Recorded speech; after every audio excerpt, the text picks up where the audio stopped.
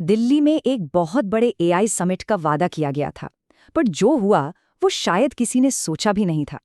तो चलिए आज समझते हैं कि भारत के इस सबसे बड़े एआई इवेंट की कहानी उम्मीदों से हकीकत तक आखिर कैसे पहुंची। देखिए, इस पूरे मामले को ना ये एक तस्वीर सब कुछ बता देती है। एक तरफ था बड़े बड़े वादों वाला एक भव्य उद्घाटन, और दूसरी तरफ वहां पहुंचे लोगों का असल अनुभव। और इन दोनों के बीच का जो फासला था ना, वो इतना ज्यादा था कि सोशल मीडिया पर लोगों का गुस्सा बिल्कुल फूट पड़ा। तो सबसे पहले बात करते हैं उस भव्य दृष्टि की। ये समिट 17 से 20 फरवरी तक चला और इसका मकसद बहुत बड़ा था। भारत को आर्टिफिशियल इंटेलिजेंस की दुनिया में एक ग्लोबल लीडर के तौर पर पेश करना। एक बहुत ही बड़ा विजन। और इस बड़े विजन को साकार करने के लिए लगभग 2,500 लोगों के आने की उम्मीद थी। अब ये जो नंबर है ना, इसे जरा ध्यान में रखिएगा, क्योंकि आगे जो कुछ भी हुआ उसमें इस संख्या का बहुत बड़ा हाथ था। अब आते हैं जमीनी हकीकत पर, जो उम्मीदों से बिल्कुल अलग थी। पहले ही दिन से सोशल मीडिया पर शिकायतों का जैसे तूफान आ गया।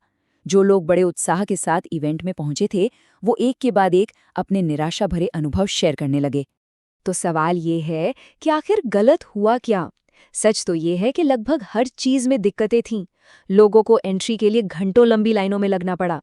अंदर गए तो बैठने के लिए सीटें कम पड़ गई। वाईफाई तो था ही नहीं, और सही साइन बोर्ड्स ना होने की वजह से लोग यहाँ वहाँ भटक रहे थे। और सबसे बड़ी विडंबना सुनिए, टेक्नोलॉजी के भविष्य पर हो रहे इस समिट में खाने पीने के स्टॉल्स पर यूपीआई या कोई भी डिजिटल पेमेंट्स नहीं चल रहा था, सिर्फ कैश। हालात कितने अजीब थे, इसका अंदाजा एक वायरल पोस्ट से लगता है। एआई वॉइस स्टार्टअप बोलना के को-फाउंडर अपने ही बूथ के अंदर नहीं जा पा रहे थे। सोचकर देखिए कितनी अजीब स्थिति होगी कि उन्हें मजाक में ये तक कहना पड़ा कि हम पास के किसी कैफे में ही अपना मिनी बूथ लगा लेंगे। लेकिन रुकिए, बात सिर्फ अव्यवस्था तक ही नहीं रुकी। मामला और भी ज्यादा गंभीर हो गया जब इवेंट से एक और शिकायत सामने आई। जी हाँ, Nospan.xyz के को-फाउंडर धनंजय यादव ने ये दावा किया कि इवेंट से उनके प्रोडक्ट्स ही चोरी हो गए। ये एक बहुत ही सीरियस आरोप था, जिसने इस इवेंट की मुश्किलों को और भी ज्यादा बढ़ा दिया। अब ये सब सुनकर तो यही लगता है ना कि ये इवेंट पूरी तरह से एक फेलियर था। लेकिन गेट के अंदर इस सारे हंगामे के बीच कुछ बहुत ही जरूरी और काम की चर्चाएं भी हो रही थीं। तो चलिए अब जरा अंदर की बात करते हैं। बाहर भले ही अफरा तफरी मची थी, पर अंदर एआई और मीडिया जैसे जरूरी विषय पर एक हाई लेवल पैनल डिस्कशन चल रहा था, जिसमें देश के बड़े बड़े मीडिया हाउसेस के प्रमुख लोग शामिल थे।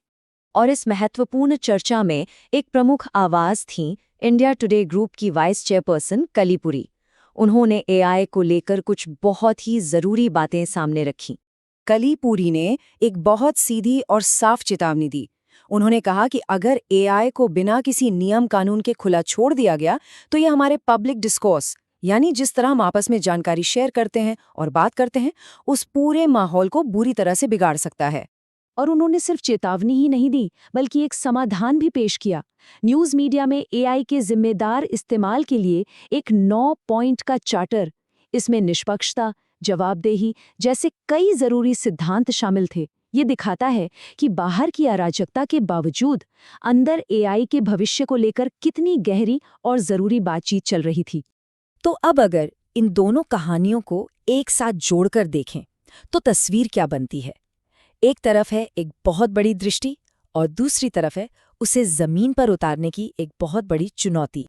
और आखिर में ये एक बड़ा सवाल छोड़ जाता है, जो इस पूरे वाकये का सार है।